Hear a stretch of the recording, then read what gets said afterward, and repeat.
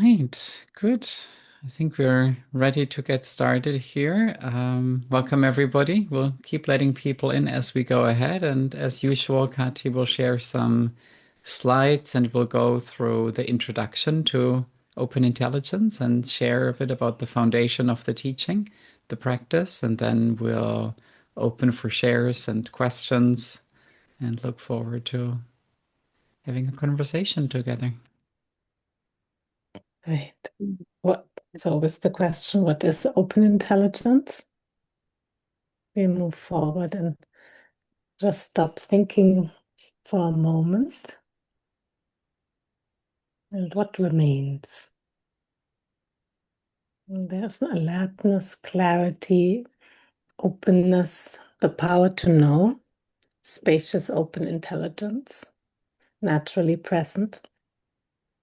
And obviously we want thoughts appear again. And that is okay. It's not about stopping to thinking. It's seeing that the same open intelligence is equally present with thoughts and without thoughts. It's just simply naturally present as what's looking right now. And when we relax for a short moment, that's what the practice is here, or that short moment of recognition of open intelligence. Then we confirm that there is something about us that is always stable, clear, naturally present, without needing to do anything. When we relax, that's what's looking. When we relax, that's what's seeing. We discover love, wisdom, open intelligence. Simply open intelligence is naturally present as what's looking. And yeah, it's a way how we can choose to use our mind. So either we constantly emphasize the data, which is everything that we can describe, all the thoughts, emotions, experiences. So we usually choose one thought or emotion, or we choose between one datum and another by accepting or rejecting one over the other. So we want to have better thoughts or better feelings, we want to have the good ones, and try to either cultivate it or try to replace it, try to get rid of something we don't like. And we decide there are some data we want to keep, others we want to avoid or replace, and some about which we have indifference. This throws us into wanting to hold on to special positive data and to get rid of negative data, neither of which is possible, at least not long term. We might have some success in the short term, trying to rearrange and trying to have good thoughts or trying to have good experience, good sensations, but we never know what happens next, what will happen when we wake up in the morning, what the day brings. And just that power of knowing something about us that is always present, that is what's looking just right here.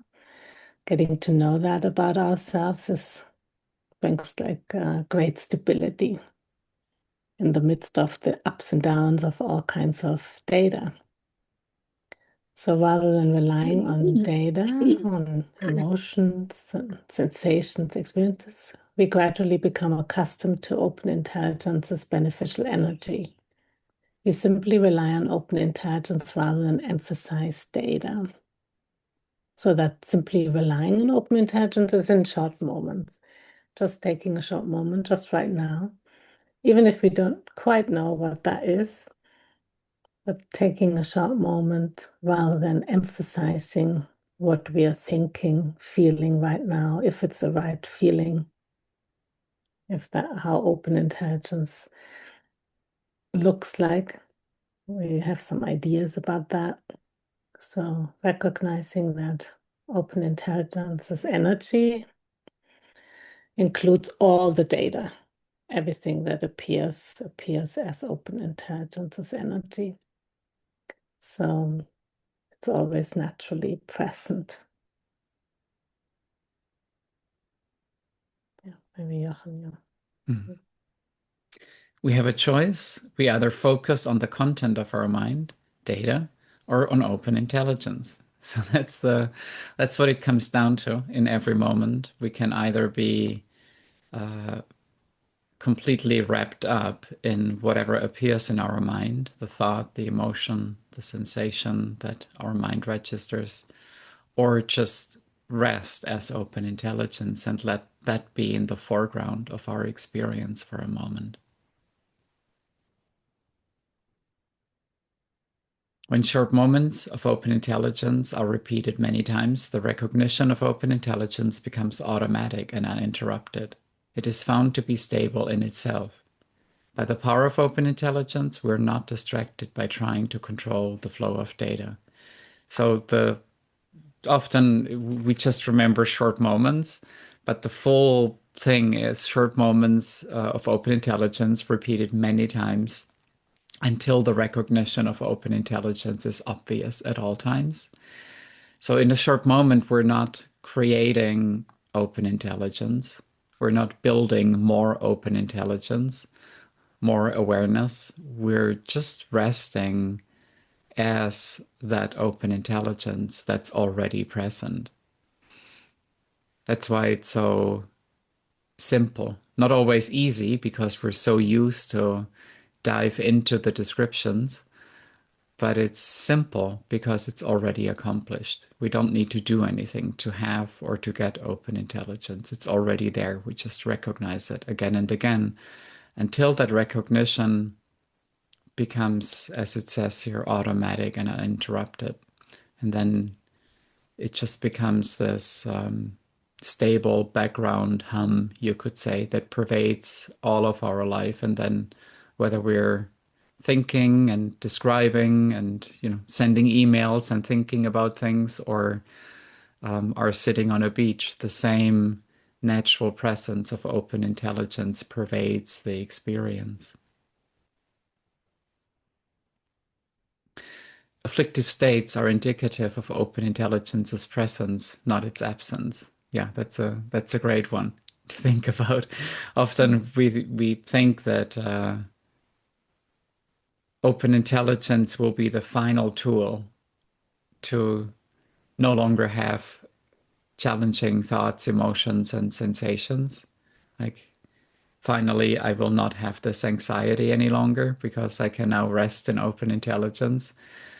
Or I will never be sad again.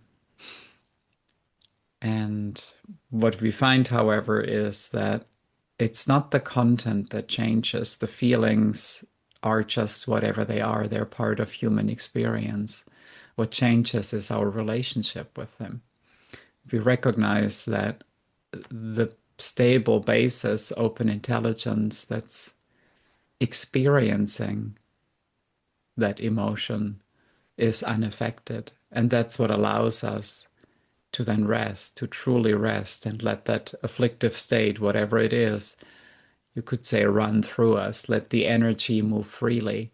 And in that way, even though it's still the same description, you could say, like, if you had to describe, yes, I feel sad, but it doesn't have that sting any longer. There is a natural ease and warmth and rest that pervades the same experience.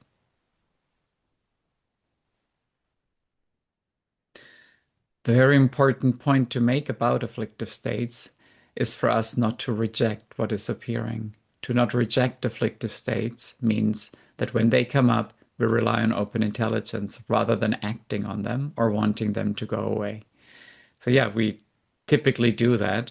We either are completely engaged with the afflictive state, like say if somebody is annoying us, then we might have an entire day of running into our stories of why this person is annoying and they've always been annoying and why are so many people annoying. And we just like a frog from one lily pad to the next, hop from one thought to the next, all in that description, in that story of the annoyance. Or we just try and push it away and maybe replace it with a better thought, like, okay, I'll sit down and meditate, then I won't be annoyed any longer. And but both still try to work with the affliction in order to find relief. And when we rest for a short moment, we find relief amidst the affliction.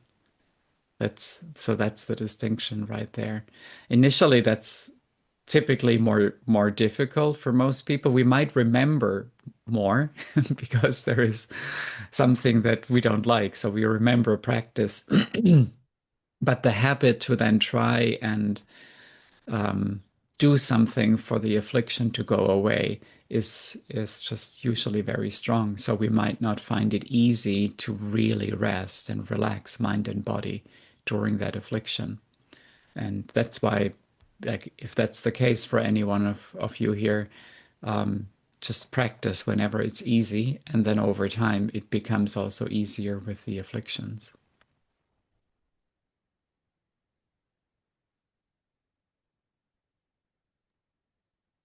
Right, yes, following the times when it gets difficult to rely on open intelligence, then here's just an overview of how the short moments is one of the tools that we can apply to recognize open intelligence, but then also like texts and other teaching texts, the 12 empowerments text, we can talk a bit about that as well. Coming to meetups like these, or reading daily teachings in the app, for example, or the video and media online. These all evoke the recognition of open intelligence. So when a short moment is difficult, then the four mainstays, meaning the media and obviously also the short moments, but then hearing others share their experience, have some support from a trainer, or just listening to the talks online without trying to take a short moment, because that can feel sometimes really tense when we try to take a short moment. So we just listen to a talk or an audio book or read the books. They they evoke open intelligence without us even having to do anything.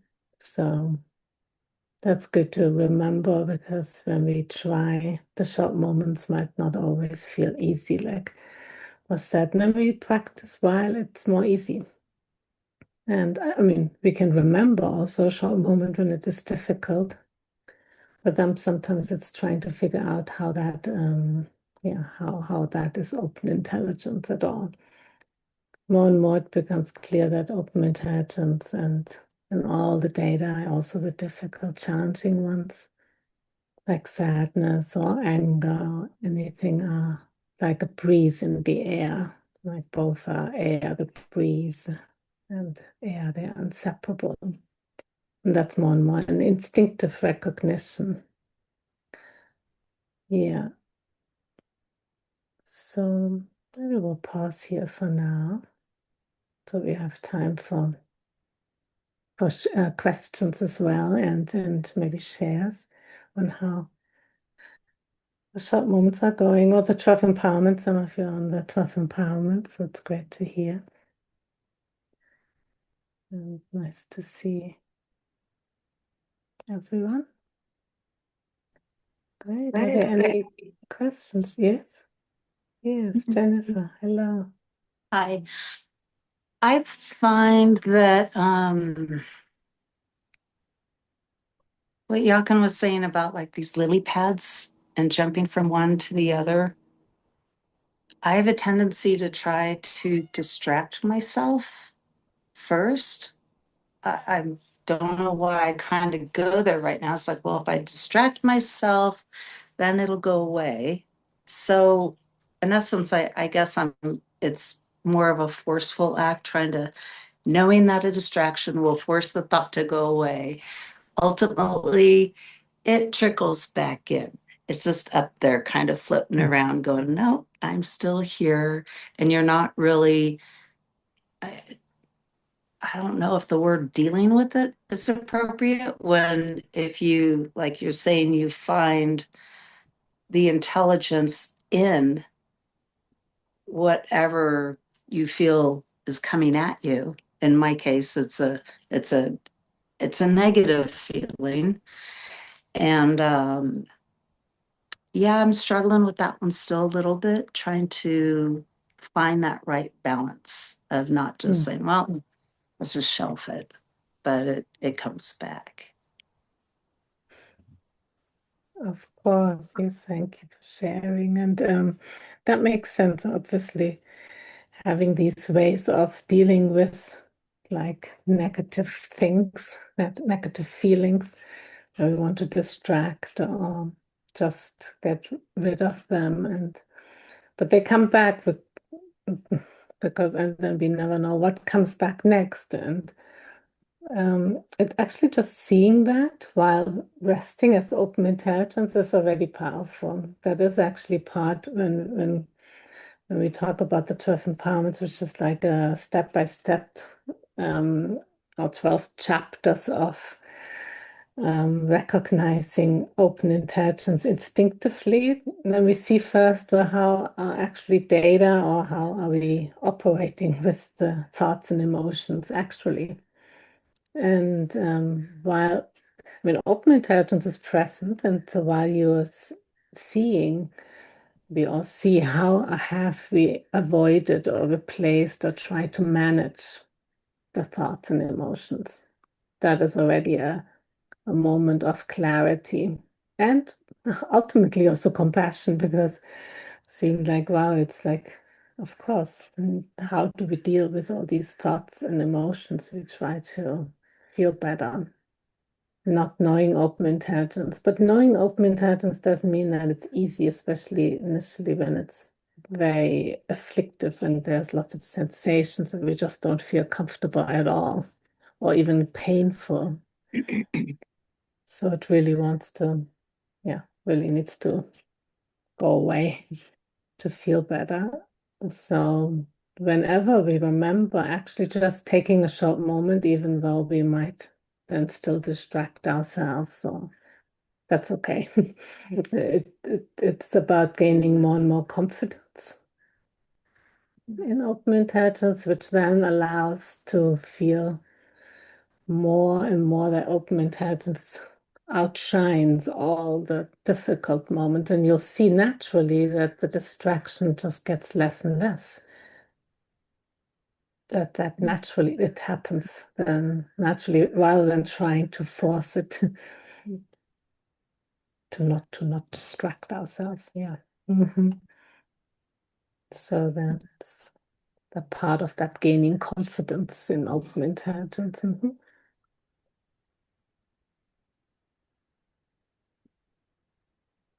Great. Athena, yeah. Hello, can you hear me? Yes. You can. Hi everyone. I'm Athena. I'm new to the community, so it's just lovely to meet all of you today. And Jennifer, I don't know where you are, but your property looks so beautiful in the background. Anyway, my question today is, right now in this moment, I have a lot of health challenges going on. And so, we're focusing on thoughts and emotions and data. But I was wondering if you could talk about sensations. I have a lot of physical, very intense sensations that are ongoing at the moment, like nausea. Nobody likes nausea. And then, of course, from the sensation, mind gets involved. I don't like it. Emotions get involved. Oh, I just need to stop this. The storyline kicks in. This is going on too long. And so I'm having a difficult time to rest in open intelligence, like in the midst of very intense nausea. So does anyone have any input on that, please? Yes, we can also open up for shares if someone has shares about that. That's great. Yeah. Generally, it's perfect. Also, you're just starting the 12 empowerments. Yeah. Actually, your recognition of just what it brings up is first of all powerful, right? Of course, nobody likes nausea, like you said. Nobody wants that. So it's nothing wrong with not wanting it and wanting it to go away.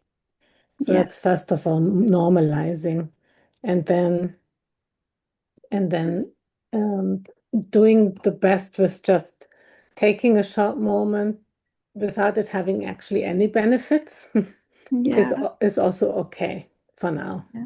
Not Yeah. that that's nice for that circumstance where we feel we are struggling with the Yeah. physical emotions, but continuing to listen maybe to a talk, maybe that's easier than reading something or whatever is helpful in that moment, or maybe it's Yeah. just nothing, but and and um, and just resting the body. Yeah. Finding ways that is supportive for oneself while maybe listening. But initially, those kinds of circumstances feel very difficult. Yeah. Yeah, and Yeah. to continue reminding, and it's okay that it feels difficult. We really want to get rid of it.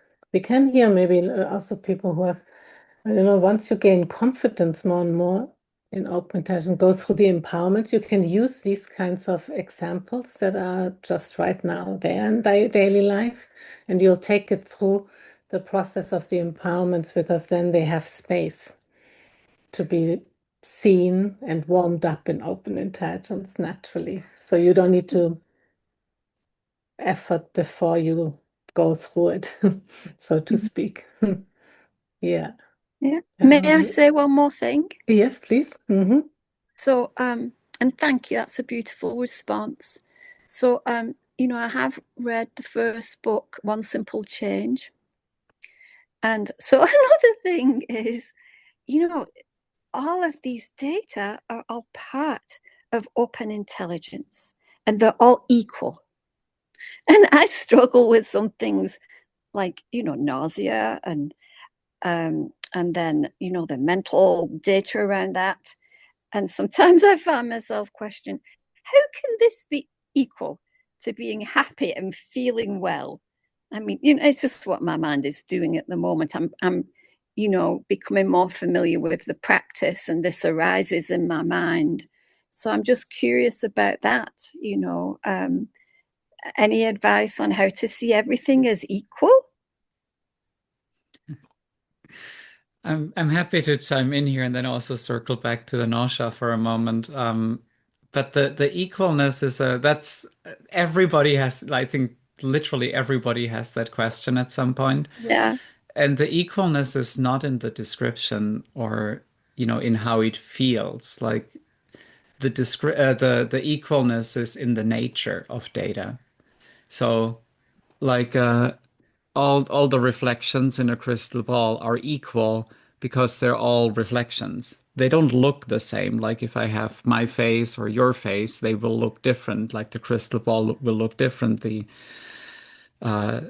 unchanging essence of the crystal ball is unchanging. So all the images in the crystal ball are equal and even in being reflections in the crystal ball. So all the phenomena in the mind, you could say, are equal in their nature as being phenomena appearing in mind. Each one is completely distinct, unique, and different if we describe them. So the equalness cannot be found, and it shouldn't be found in trying to like have one neutral kind of line of everything is equal, right? So, and circling back briefly to the nausea, I had food poisoning a few months ago, Oh and dear. I know the feeling like I wake up at midnight or something, and I already know, uh-oh. I know what's going to happen because the feeling is very distinct, and I don't want it. Yeah. And and I've been doing this practice for 20 years, and I still don't want it. I would still rather like just pull my blanket up and fall asleep and not need to spend the night in the bathroom. But I didn't have that choice. The only choice I had was to either suffer while this whole thing was going on, or to allow myself and my body to go through the motions with as much ease as I could find by resting and not going into any kind of tension around it. Maybe that's the best description I think I can find. So it's still, of course, my body goes through all kinds of tensions in that moment, and the content, going back to that, the content of my mind is definitely different than sitting on the beach and, having a nice time. But there is an underlying ease and spaciousness that can be present even then.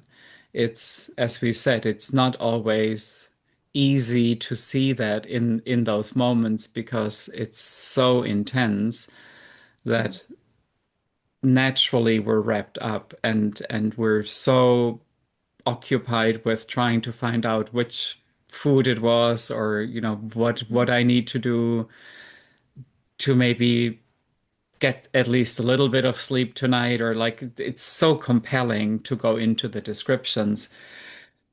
um so over time we can let our mind and body do whatever they do, and part of that includes making ourselves comfortable. I just wanted to say that as well. Sometimes it sounds like the recommendation is, don't try to make yourself feel better, just rest with everything and stop there. And then we feel we need to endure pain and just rest. But it's more that we rest and then do, if there is anything to do, we can do whatever might be supportive. Like find out when I can drink some electrolytes or call a doctor to get an IV, or all the things that we then did. And resting then just helps to have a clearer perspective on what might actually be helpful. So, yeah, the descriptions probably won't change. It's still not pleasant. Yeah. Yeah, thank you. That's very helpful. Yeah. And Natalie is great. Thank you. If you would like to share, that would be. Yeah, I think the answer of Jochen is wonderful and very inspiring. And I would maybe just add a little thing. What I experienced on myself, of course, cultivating more ease is and comfort is very important. But also, what I mentioned on myself is that sometimes I would go in the storyline, the loop. Oh, I don't want this, or oh, this is too heavy, or whatever reaction or thought against the nausea or the uncomfortable bodily feeling. So noticing this just helped me stop feeding it, and so I wouldn't add suffering on the pain or on the nausea. And then it just helped me relax in the experience as it is, or as it was. And this was helping me very much to find even physical comfort. I don't know if that makes sense for you. Yeah. So Thank maybe you for it's not sharing, readily a short moment of open intelligence, but going from one lily flower to another one and accepting the things as they are really was very helpful. Mm. Thank you. Thank you. Thank you. Thank you, Natalie. Yes, Paul. And then after that, we'll share a bit more about the 12 empowerments. I see that question as well there. Yes, Paul. Should I wait or? You can. Um, I was reading last night. The word stable was used this morning. Open intelligence is stable, is stability. I was reading last night about the impermanence of everything, and in that reading, it really to really understand the absolute impermanence of everything that is really brought the stability of open intelligence right there with me. And it was a wonderful moment. That was last night. Thinking about Athena and the statement uh, that I would request a little feedback on. Afflictive states indicate the presence of open intelligence. Uh, if you could expand upon that, Jochen, uh, I'm not sure I get that, but it seems even applicable to Athena and probably others with their circumstances. Thank you. Yeah, happy to, Paul. And so for most people, it seems like when everything is going well, we're in open intelligence, right? Like I feel love, I feel warmth, so much compassion for everybody. I must be doing the practice right. It's working. Finally, I found something that works. And then something happens, and then you get angry. And then we think, oh, I'm out of open intelligence because now I'm angry. But how do you know about the anger? Through open intelligence. It's not one mind having all the bad thoughts and then the lovely, enlightened, open intelligence having all the good thoughts. And then, we need to travel from the bad mind to the good mind. It's all appearing in the same vast expanse of open intelligence. The only difference is that for most people, recognizing open intelligence is easier in positive and maybe in neutral states. But that's the only difference. And the only reason for that is habit. We've tried to avoid the negative from early on. And we're hearing it, as like when you grow up, don't be angry, don't be mad, don't do this, don't do that. And so it's like just so natural that we think, oh, I have it again, so something must be wrong. That means open intelligence is not here right now. But if we actually look, if we directly look, we don't see a different mind that has the negative thoughts. We only see the same open intelligence. And in that way, like once we have a few moments like this where we recognize it, afflictive states can actually be really powerful practice ground. They become reminders. Like one of them for me was tension. I used to get massages for my for my neck and shoulders because I was so tensed. And then through the practice, every time I noticed tension, I would literally relax body and mind completely, enjoy a moment of open intelligence. And so tension was no longer the enemy. It was a reminder for practice. And then naturally, also the tension relieves itself. You're welcome. Yeah, that's a really good one. I think forget, is it empowerment 10 or 11? One of those empowerments, I think the line comes and it's, if you read the entire text, one might miss the line, but I know for myself, every time I read it, I pause and I smile, and I think it's amazing. Such a good line. Kati, go ahead. Oh yeah, just should we speak a little bit about the 12 empowerments Sounds good. being like a 12-part teaching that has a body of text, and it is a process, even though ultimately it's about the instinctive recognition of open intelligence, making that obvious in one's own experience. So it goes through the introduction, obviously, and then goes with questions that are attached to each empowerment of the 12.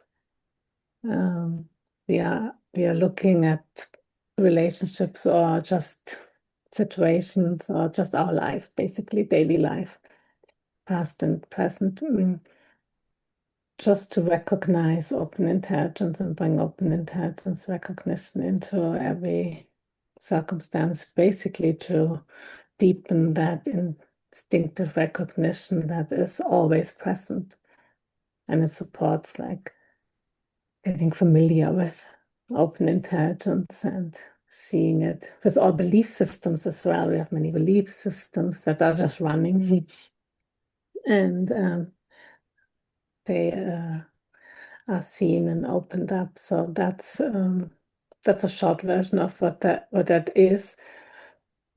It also deepens like open intelligence, how that really expresses itself in daily life, seeing that the ease is one part, but then also seeing that this empowerment literally happens because we're not anymore limited by what we think we are or can do, all the maybe negative judgments around ourselves or limitations we place on ourselves, and maybe our talents and way we are operating in the world, that like seeing that open up and seeing that directly in one's experience, how just the freedom and also the ability to be in relationships with ourselves first of all as well, and then with others as well.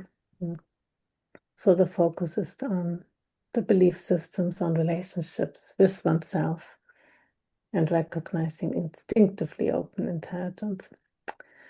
Maybe we can hear, might be also nice, those who are going through the empowerments or have done them here as well, how it changed, or how it is going through them, or how it changed between before and after. So we could invite some shares maybe, but also if there are more questions about it, we are happy to.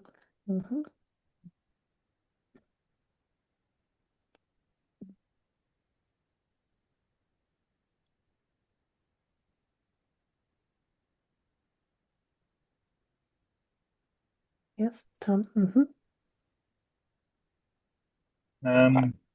Yeah, I already finished the empowerments, and yeah, it was a tremendous change in just in the perception of myself, the perception of the people around me. So my relationships changed, and it is really true that yeah, there's a rest and an ease in my mind and in my being that definitely wasn't there before I started the empowerment. So it's really yeah, it's really, I cannot say it in any other way than it is life changing. And yeah, it's really really great. And if I can come up with a little example, I'm just now on holiday in beautiful Croatia, and yesterday we had difficulties with our flight. It was like delayed for well, we already boarded the plane, and then they said, well, there's a technical issue on the plane. You all have to get out, and we don't know what's going to happen. We just have to wait.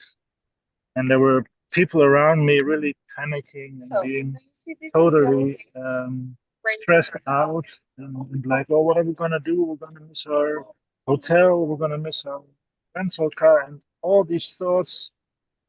And to be honest, I was like, okay, this is the perfect time to take a short moment. I was I was actually really really calm and relaxed. And, yeah, so it was a small example. And I mean, of course, it is not something like Athena is going through or Natalie has gone through, but it is for me, it is the simple practicalities in everyday life that are really yeah, I would say really the essential idea of short moments, so that even if yeah, in this stressful, in a potentially stressful moment, you can rest and see that it sort of works out. And yeah, well, you see, I'm now sitting in the sun and everything's okay. So yeah, Yes, great. Thank you, Tom. No, it's powerful, these daily life situations, right? definitely. That can spiral into a big stress and arguments and so on. Yeah. Anyone else? Yes, Carissa, hello. Hello, everybody. I was hoping to circle back around to Athena's comment. I've been a very nauseous person since I was a child, so I understand that inescapable feeling for sure. But I kind of wanted to relate that to my journey of being a heavily tattooed person. I found myself enduring a lot of pain for, maybe 9 hours or more, many days in a row. And although this pain I've chosen to take on, there's a lot of nuance to it. And what I wanted to share in how I manage that, and I'm able to manage it in a pretty extreme way, would be that I can handle this right now. Because when I think about past pain, or even worse, the fear of future pain, it becomes a tumbleweed of pain, and it becomes insurmountable. But in just that moment of, it's a type of relaxation of just, I can handle this right now because I can, even if it's quite extreme. It really anchors me in a place, and it gives me an ability to open up into a new space. And I think with nausea, my experience is similar in tattooing, is where you're grading it, what it is relating to the pain or the experience just before, or maybe another time that it happened to you, and it feels quite out of your control. And then with that recollection of the past experience, you're projecting it into a fearful anticipation of the future. And for me, at least, and I'm sure everybody can agree, that pretty seemingly negative, desperate states have this ability to open up into a lot of clarity, and they end up bringing you somewhere else without you even really needing that to be the case. So I definitely feel for you in the nausea, because I know how inescapable and all-consuming it is. But just in that moment, and in addition, I find breath really helps with nausea, like a slow, very steady exhale through the mouth or nose. It tends to calm things within me. But I just wanted to share that. Well, thank you. Thank you for sharing. And do you want to share something, how it's going with the 12 empowerments? Oh, sure. Yes, sure. So I'm so grateful for the simplicity of it, but how it's taking the practices even further. And it's like everything seems so faceted or jeweled, in the sense that it's something so simple and straightforward can really open up and have so many qualities of contemplation. And then when I find myself like a cat in a string with all this contemplation, I just let it all go. And I think what's really opened up for me recently, I'm on the second empowerment. I've been on the questions for a while, but the humor of it all, the lightness, because you can see the webs we spin, and just the strong desire to exist. And so all these points of view you create to solidify your existence through your beliefs and emotions. So I've been finding a softness and a gentleness and a humor in it all. And that's been really nice, because it's kind of on the tails of a heavier headspace era. So I'm grateful for that. And I'm grateful for this community. And it feels really good to have other people interested in what I'm interested in. So thank you. Well, thank you, because that's beautiful.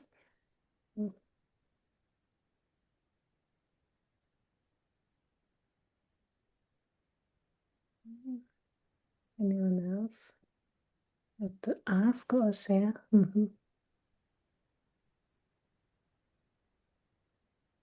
John, I don't know that we said hello to you, have we? And I just missed it or forgot it.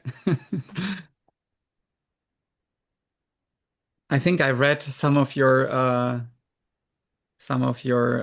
posts online about short moments. So it's nice to meet you in addition to that. To meet you as well. I'm new to this group, and I'm probably the senior member attending today. And I've been a Dzogchen practitioner for 30 years, and been involved with miscellaneous Dharma for 55. And I wanted to see faces and listen to voices. I think that we are all akin inside of what our lives are about. And just to see what this group is like. I have a thing with organizations. I kind of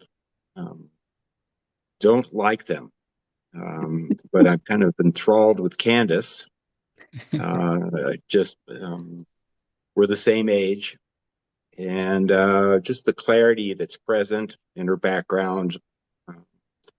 I know Lama Lina. I've seen some pictures of Candace with Lama Lina. But in general, just to show up and just see who's here and what comes out of their mouths, there's such genuineness, and the participation in my life, my own challenges, etc. Just to see reflections come out of the mouths and in the faces of who's present here today it's uplifting, stabilizing, and it's kind of global. I've been part of a Sangha with a Tibetan Buddhist Shedra for 15, 16 years and actually taught some. And just the organization got to be too much. And my current partner and I, we decided to step back. But our practice is rich and deep, and this is enhancing just that. And that's what I want. Beautiful. Wonderful. Thank you for sharing. You're welcome. Nice to meet you here. Yeah. Nice to meet you too. Join the faces and the words anytime you feel moved to. Yeah. Lovely.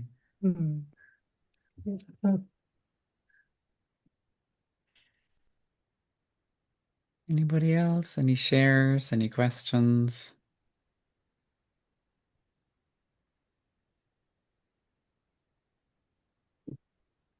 I'd like to Melanie. share. Yeah, great. Hi, Jochen.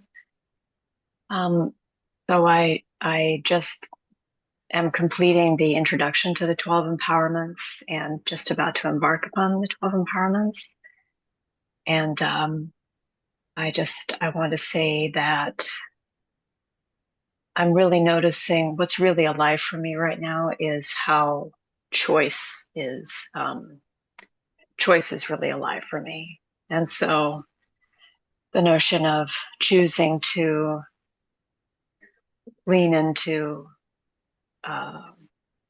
open intelligence as opposed to emphasizing data, like that very choice right there is very alive for me. And I'm noticing that it's showing up in different ways. I guess it shows up in every moment if that's what's happening. So like choosing to come to the group today, choosing to really listen and really be present.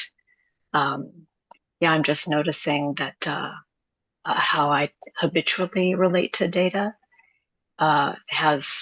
it's like I'm just noticing, I guess, patterns that I have. So a pattern of tuning out or kind of a withdrawal is how I experience it. And so noticing that and then choosing to I guess take a short moment for me in this case means leaning into the fact that I'm that I'm here and I'm aware, and letting the data come and wash through, and noticing the feelings that arise, and which is also data. You know, there's the perceptions, that's data, and the thoughts that I have, that's data, and the emotions, that's data too.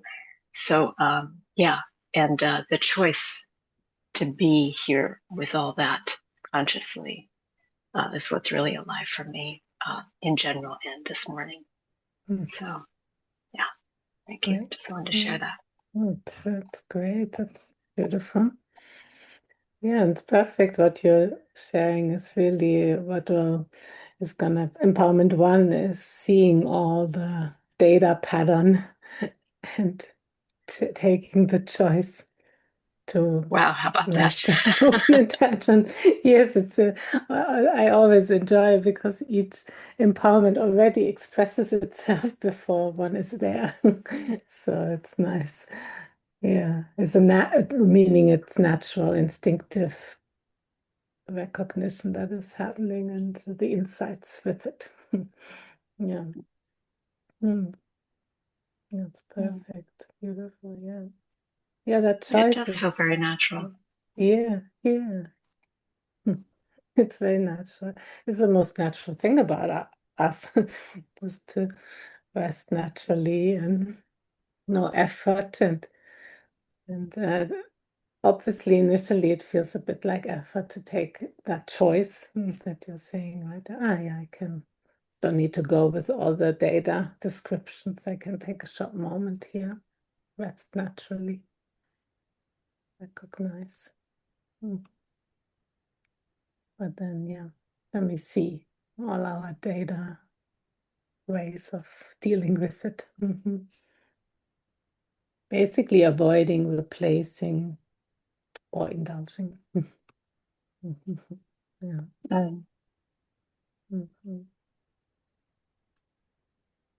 Yeah. Perfect. Thank you. Thank you. Nice.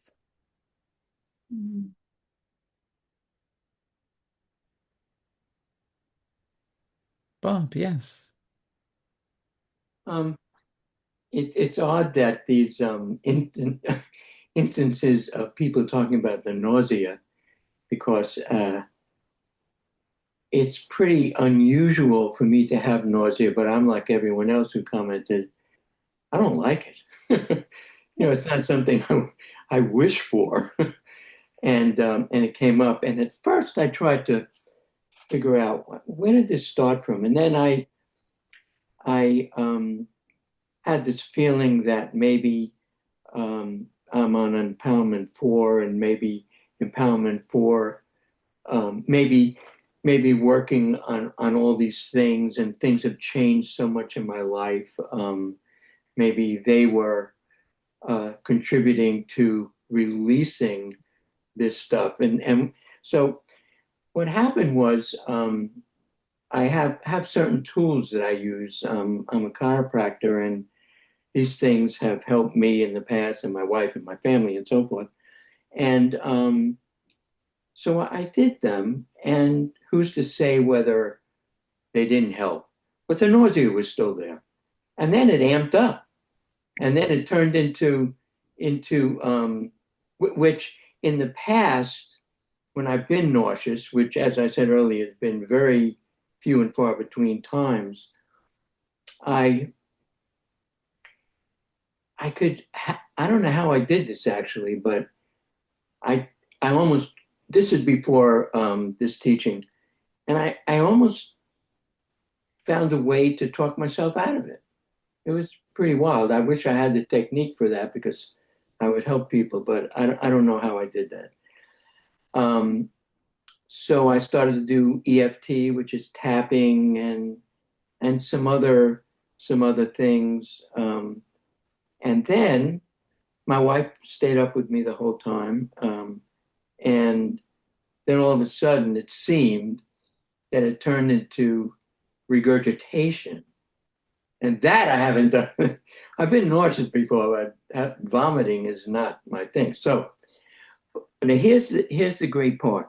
So I've been really attending to watching the tapes and coming to the meetings, and I'm doing the empowerments now, and I use open intelligence so often, and I found a way that even though all this stuff was going on, I said to myself, I think it was what the other gal said earlier about choice.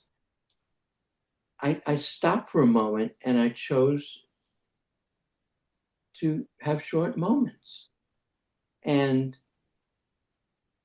I can't say that I did that because I thought that would make it go away, the nausea go away. But it was a spontaneous,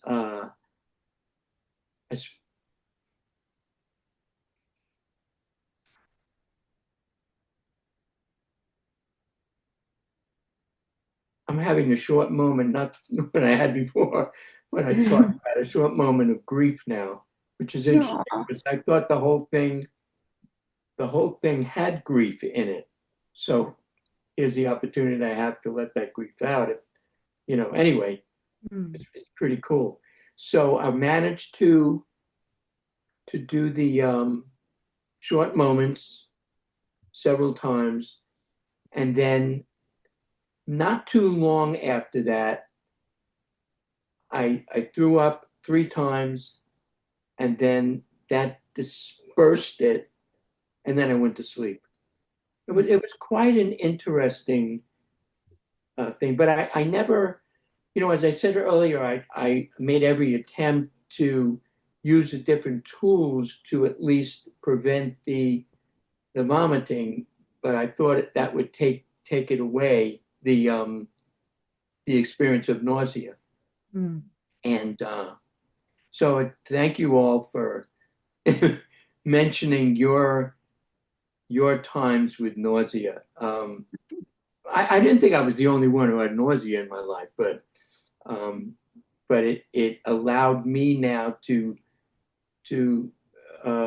go into another aspect of it, that people shared this. And thank you all. Oh, thank you for sharing. Yeah, powerful. Good. Anything else before we pause here for today? Great. Well, thank you, everyone.